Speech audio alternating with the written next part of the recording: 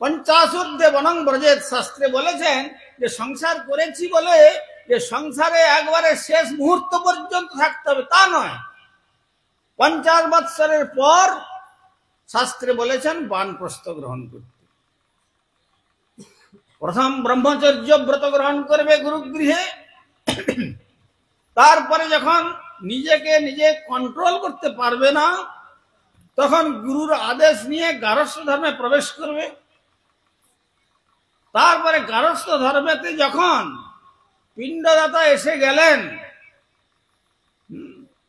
অর্থাৎ পুত্রার্থে ক্রিয়াতে ভার্যা পুত্র পিণ্ড প্রয়োজনম, পিণ্ডদাতা এসে গেলেন, ব্যাস তারপরে পতিপত্নী, শাস্ত্রে কি ভাব দিয়েছেন দেখুন, পতিপত্নী সেখানে মাতা পুত্রের মতো নির্মল সম্পর্ক থাকবে। আর তারপরে 50 বৎসর পর প্রব্রজ্যা মানে বানপ্রস্থ গ্রহণ করবে। এমনকি যুধিষ্ঠির আদি তাদেরকেও আমরা দেখেছি তাদের বানপ্রস্থ গ্রহণের জীবন।